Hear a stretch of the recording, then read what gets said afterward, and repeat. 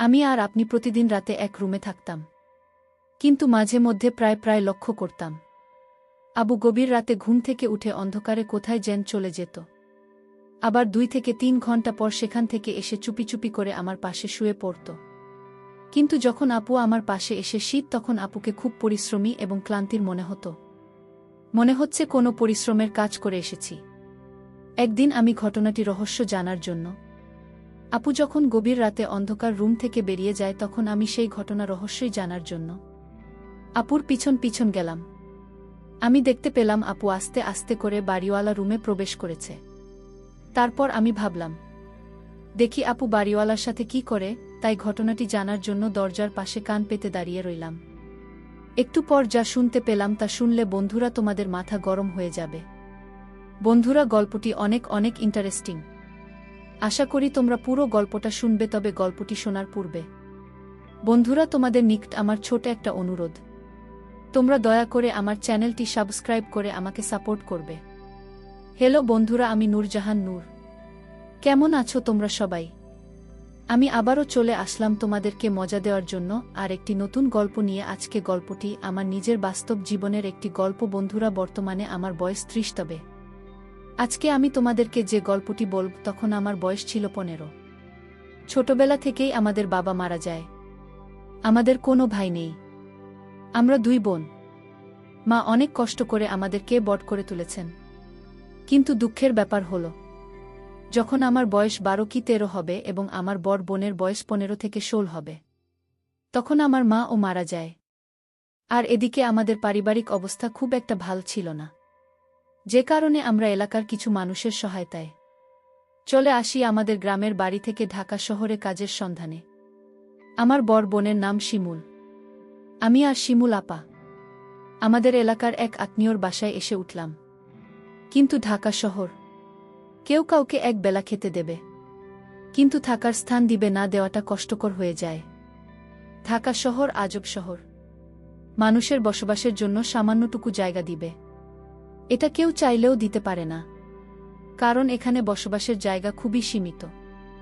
আমি এবং আমার বড় আপু শিমুল আপুকে নিয়ে আমাদের এই আত্মীয়ের বাসায় খুব কষ্ট করে 2 দিন রইলাম। 2 দিন থাকার পর আমরা কি করব বুঝতে পারছি না। আমাদের হাতে তখন অল্প কিছু টাকা ছিল, যা দিয়ে আমরা কোনো রকম চলতে পারতাম, কিন্তু বাসা ভাড়া নেওয়ার মতো টাকা আমাদের কাছে ছিল না তখন। আমি আর শিমুল আপু খুব চিন্তায় পড়ে গেলাম। চিন্তা করতে আমরা একটা বাসা খুঁজছি, যাতে কিছুদিন পরে আমরা কিছু করে টাকা পয়সা দিতে পারি, এমন একটা সুবিধার বাড়িওয়ালা খুঁজতেছিলাম। আর এদিকে আমার বড় বোন শিমুল আপু একটি গার্মেন্টসের চাকরি পেয়েছে। আমাদের এলাকার এক আত্মীয়ের মাধ্যমে তিনি গার্মেন্টসের চাকরি পেয়েছেন। বদলাপুর চাকরি পেয়েছেন, ঠিক আছে, কিন্তু আমি কি করব, আমার বয়স তো কম। তাছাড়া আমি ছোট মানুষ, আমাকে তো আর গার্মেন্টসে নেবে না। যাই হোক, আমি মাস 2 এভাবে রইলাম। আর এদিকে আমার বড় বোন চাকরি পাওয়ার সুবাদে এমন একজন বাড়িওয়ালা পেয়েছিলাম, যাকে আমরা 1 মাস পরে টাকা দিয়েছিলাম। প্রথম ভেবেছিলাম বাড়িওয়ালা লোকটি অনেক ভালো, কারণ আমাদের বিপদের সময় সে অনেক হাল ধরেছে, আমাদেরকে অনেক সহায়তা করেছে। যাই হোক, বাড়িওয়ালার 2 ছেলে 1 মেয়ে, তাদের সবাইকে বাড়িওয়ালা বিয়ে দিয়ে দিয়েছে। আর বাড়িওয়ালার বউ মারা গিয়েছে অনেক আগেই। কিন্তু বাড়িওয়ালা যে একটা ভয়ঙ্কর কাজ করবে, তা আমি কখনো কল্পনাও করতে পারিনি। আমার বড় বোন শিমুল আপু ইদানিং তাকে খুব রোমান্টিক মনে হচ্ছে। কিন্তু আপুকে কেন এরকম রোমান্টিক মনে হচ্ছে তা কিন্তু আমি কিছুতেই বুঝতে পারছি না। আমি আর আপু একদিন একসাথে শুয়ে রইলাম রাতে, কিন্তু মধ্যরাতে কিসের যেন সন্দেহে আমার ঘুম ভেঙে যায়। ঘুম থেকে উঠে দেখি আপু আমার পাশে নেই। আপু আমার পাশে নেই। এ অবস্থা দেখে আমার ভিতরটা কেঁপে উঠল। মনে ভাবতে লাগলাম, কোথায় গেল আমার আপু? আমাদের কিছু ঘর, নিজের রুম সহ খুব ভালো করে সব জায়গায় খুঁজলাম, কিন্তু কোথাও আপুকে পেলাম না। শুয়ে মনে চিন্তা করতে লাগলাম, তাহলে আপনি গেল কোথায়? রাত যখন 3টা থেকে 4টা বাজে, তখন আমি দেখতে পেলাম আপু কোথায় থেকে যান আমাদের রুমে প্রবেশ করছে। আপু আসতেই আমি জিজ্ঞেস করলাম, আপু কোথায় গিয়েছিলেন এত রাতে? আমি তোমাকে অনেক জায়গায় খুঁজছি, কিন্তু পাই নাই। কোথায় গিয়েছিলে আপু, বলো না। আপু কোনো কথা না বলে একবারে চুপ করে রইল। চুপ করে শুয়ে পড়ে ঘুমিয়ে পড়ল। আর এদিকে আমি মনে মনে চিন্তা করতে লাগলাম, আমার আপু তো এমন ছিল না। হঠাৎ করে আপুর কি হয়ে গেল? আমার আপু দেখতে অনেক সুন্দরী, অনেক সুশ্রী। আমার আপু অনেক স্মার্টও বটে। পরের দিন সকালে উঠে আপু একবারে রেডি হয়ে আবার গার্মেন্টসে কাজের উদ্দেশ্যে চলে গেল। আর আমার বয়স কম হয়, আমি তো আর গার্মেন্টসের চাকরিতে ঢুকতে পারছি না। কিন্তু মনে মনে ভাবছি, আমার বোনের উপর আর কতদিন চলব? আমার একটা কিছু করতে হবে। তাই আমি একটা চাকরি খুঁজতে শুরু করি। খুঁজতে খুঁজতে আমি একটা চাকরি পেয়ে যাই, একটি কারখানার প্যাকেজিংয়ের কাজ। যাই হোক, এভাবেই চলছিল আমাদের জীবন। কিন্তু আমাদের সবকিছুই স্বাভাবিক ছিল, সবকিছুই ঠিক ছিল। কিন্তু একটি জিনিসেই আমার বিবেককে বারবার বাধা দিতে শুরু করল। আর তা হল, আমরা যে রুমে থাকতাম, সেই রুমটাতে আমি আর আমার আপু একসাথে থাকতাম। কিন্তু রাত যখন গভীর হতো তখন আমি ঘুম থেকে উঠে দেখতাম প্রায় প্রায় আপু আমার সাথে আমাদের বিচারে নেই। মনটা তখন খুব খারাপ হয়ে যেত। এ ব্যাপারে আপুকে জিজ্ঞেস করলে আপু কোনো কিছু বলতো না। ব্যাপারটা আমার কাছে খুব রহস্যজনক মনে হলো। যেখানে আমার নিজের আপন বড় বোন রাতের অন্ধকারে কোথায় যায়, আমি ঘুম থেকে উঠে দেখি আমার পাশে নেই। একদিন আমি ভাবলাম আপু কোথায় যায়, কি করে, এই রহস্যটা আমাকে জানতেই হবে। আমি একদিন ভাবলাম যে আজকে সারারাত ঘুমাব না, কিন্তু ঘুমের ভান ধরে পড়ে রইব।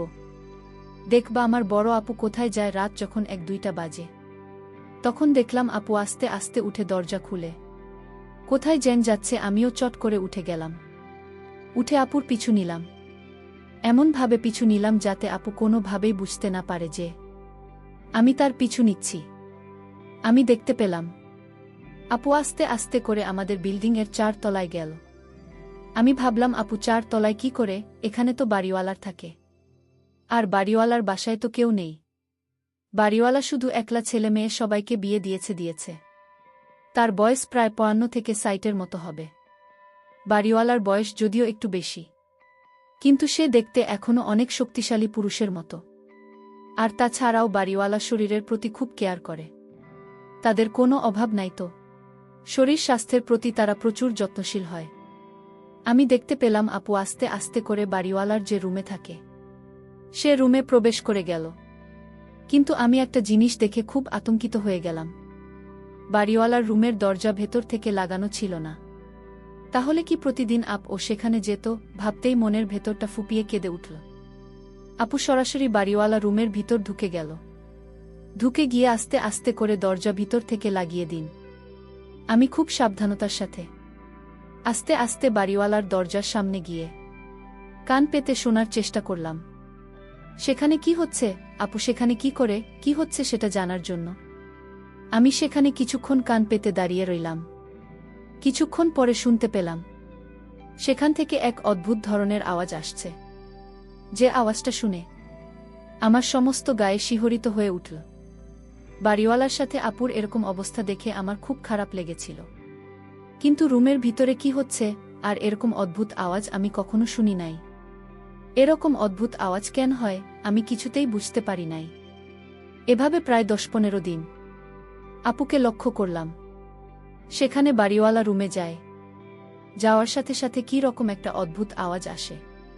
তারপর একদিন আমি মনে মনে ভাবলাম আমাকে সেই রহস্য খুঁজে বের করতে হবে। আপু সেই রুমে গিয়ে কি করে, আর কেনই বা 60 মধ্য একজন বয়স্ক লোকের সাথে আপু কি করে, ঘটনার রহস্য জানার জন্য একদিন আমি কৌশলে বাড়িওয়ালার রুমের খাটের নিচে গিয়ে বসে থাকি। আর আপুকে বললাম, আপু আমি আমার এক বান্ধবীর বাসায় বেড়াতে যাচ্ছি। আজকে মনে হয় আমি আর আসতে পারবো না। রাত যখন 1-1টা বাজে তখন লক্ষ্য করলাম আমার আপু বাড়িওয়ালার এখানে আসছে। আপু বাড়িওয়ালার এখানে আসতে বাড়িওয়ালা আপুর সাথে এমন বাজে আচরণ করা শুরু করল যা দেখে আমার 2 চোখ মুছে যাওয়ার মতো অবস্থা হলো। কিছুক্ষণ আমি অপেক্ষা করলাম। অপেক্ষা করার পর আমি আমার নিজেকে আর কন্ট্রোল করতে অসহনীয় হয়ে গিয়েছিলাম। কাঠের নিচ থেকে আমি বেরিয়ে আসলাম। আমাকে দেখে আপু এবং বাড়িওয়ালা দুজনেই চমকে গেল। তারা দুজনেই যেমন চরম লজ্জায় পড়ে গেল। আমি আপনাকে বললাম, আপু তুমি আমার বোন হয়ে এই ৬০ বছরের একটা বন্ধুর সাথে তুমি এরকম কাজ করতে তোমার লজ্জা করল না?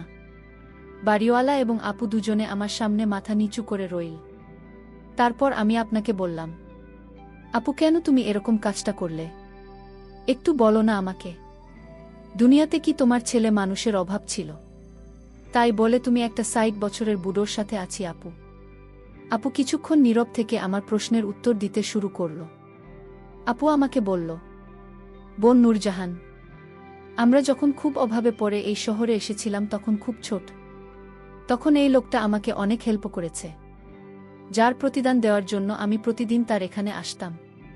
কিন্তু আস্তে আস্তে কখন যে কোনো সময় আমি তার প্রেমে পড়ে যাই। আমি তাকে ভালোবেসে ফেলি, তা নিজেও বলতে পারি না। এক পর্যায়ে আমরা বিয়ে করেনি বোন, আমরা এখন স্বামী স্ত্রী। কিন্তু এই সমাজকে বুঝতে দেই না। আমার বর বোন শিমুলপুর কাছ থেকে এরকম ধরনের কথা শুনে আমার কিছুটা খারাপ লেগেছিল। তারপর ভাবলাম, যেহেতু আমার বর বোন তাকে বিয়ে করে নিয়েছে, তাতে তো কোনো সমস্যা নেই। আমি আমার বোনকে বললাম, তাহলে লুকিয়ে কেন? আমরা স্বামী স্ত্রী, তা প্রকাশ করো। তোমার স্বামীর বয়স বেশি হয়েছে, তাতে কি হয়েছে? যেহেতু তুমি বিয়ে করে ফেলেছ, তাহলে এটা প্রকাশ করতে অসুবিধাটা কোথায়? তারপর এক পর্যায়ে আমার বোন এবং বাড়িওয়ালা আমার বোনকে স্বীকৃতি দিয়ে সমাজের কাছে এটা প্রকাশ করল। কিন্তু বাড়িওয়ালার স্বভাব চরিত্র খুব একটা ভাল ছিল না। সে আমার দিকে মাঝে মধ্যে কেমন করে জেনে তাকিয়ে থাকত। আর সবচেয়ে বড় কথা হলো, যখন আমার আপু তাদের বিয়ের কথা প্রকাশ করে, তখন থেকে আমি আপনাদের বাসায় থাকি, আর আমার দুলাভাই আমার দিকে প্রায় প্রায় জেগে থাকত। আমাকে লুকিয়ে লুকিয়ে দেখার চেষ্টা করত। আপুর বিয়ে হওয়ার পর আপু গার্মেন্টসের চাকরি করে না, গার্মেন্টসে চাকরি টোটাল ছেড়ে দিয়েছে। আমাকে কোনো কিছু করতে দেয় না। দুলাভাই আমাদের ফ্যামিলির সমস্ত খরচ বহন করে। একদিন যখন আমি ঘুমিয়ে রইলাম, গভীর রাতের লক্ষ্য করলাম কেউ আমার সাথে খারাপ কিছু করার চেষ্টা করছে। প্রথমত আমি ভাবছিলাম সেটা আমি স্বপ্ন দেখছি, কিন্তু যখন বিষয়টি আরও জটিল হতে শুরু করল, তখন আমার ঘুম ভেঙে গেল। আমি অনেক জোরাজুরি করার চেষ্টা করছি ছোটার জন্য, কিন্তু কোনোভাবেই ছুতে পারছিলাম না। মনে হচ্ছিল যেন আমার উপর ক্ষুধার্ত বাঘের মতো আক্রমণ করেছিল। শেষ পর্যন্ত অনেক পরিশ্রম করে আমি তার কাছ থেকে নিজেকে ছাড়িয়ে নিয়ে আমার রুমের বাতি অন করতে দেখলাম। সে তো আর কেউ নয়, সে আমার বর বোনের স্বামী, অর্থাৎ আমার দুলাভাই। ৬০ বছরের মধ্যে একটা লোকের যে এত পাওয়ার, এত শক্তি, তা যদি তার সাথে আমি ঘনিষ্ঠ না হতাম, তাহলে কখনো কল্পনাই করতে পারতাম না। অবশেষে আমার দুলাভাই আমার উপর যে অন্যায় অত্যাচার জুলুম করেছিল, প্রথমত ভেবেছিলাম সেটা আমার কিছু হবে না, কিন্তু ২ থেকে ২.৫ মাস পর আমি অনুভব করতে পারলাম যে আমি সন্তান সম্ভবা। বিষয়টি যখন আমি জানতে পারি, তখন আমার খুব খারাপ লেগেছিল। আমি কি করব কিছু খুঁজে পাচ্ছিলাম না। তারপর আপুর কাছে বিষয়টি পরিষ্কার করে খুলে বলি, আপু দুলাভাইকে অনেক বকাবকি করে, অনেক তিরস্কার করার পরে আপনি যেই সিদ্ধান্ত নিল যে দুলাভাইয়ের সাথে আমাকে বিয়ে দিবে, আর তা না হলে সন্তানের কি হবে? সন্তানের এমন এক পর্যায়ে গেল যেখানে যদি সন্তানটাকে আমি নষ্ট করে ফেলি, তাহলে আমার জীবনের হুমকি হয়ে দাঁড়াবে। ডাক্তারের কাছে পরামর্শ নিলে ডাক্তার বলল, এটা নষ্ট করার কোনো ভাবে উচিত না। তারপর আপনি নিজের থেকেই আমার দুলাভাইকে বিয়ে দিয়ে দিন। হয়ে গেলাম বনে বনে সত্যি। বন্ধুরা, এখন আমি আর আমার বোন মিলে খুব ভালোই আছি। বন্ধুরা, যদিও আমার দুলাভাই প্লাস জামা একটু বয়স বেশি, তারপরেও আমাদেরকে তিনি খুব সুখে রাখেন।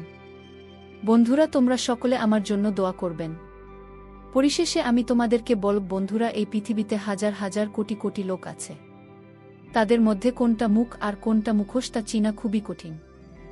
আর এমন কিছু ঘটনা এ পৃথিবীতে ঘটে যা সাধারণত স্বাভাবিক কোনো মানুষ মেনে নিতে খুবই কষ্ট হয়। আর আমার ক্ষেত্রেও তাই হয়েছিল। তারপরেও ভাগ্যের পরিহাসে মেনে নিতে বাধ্য হয়েছিলাম। বন্ধুরা, আজকে এই পর্যন্তই। আবারও আসব তোমাদের মধ্যে নতুন কোনো ভিডিও নিয়ে। ভিডিওটি যদি তোমাদের ভালো লাগে তাহলে একটি লাইক দাও। প্রতিদিন আমি তোমাদেরকে একটা করে নতুন গল্প উপহার দেব, তাই তোমাদেরকে অনুরোধ করে বলছি, তোমরা যদি এরকম ধরনের ইন্টারেস্টিং গল্প পেতে চাও, তাহলে দয়া করে আমার চ্যানেলটি সাবস্ক্রাইব করো। পরিশেষে তোমাদের সকলের সুস্বাস্থ্য কামনা করি। ভিডিওটি দেখার জন্য তোমাদের সকল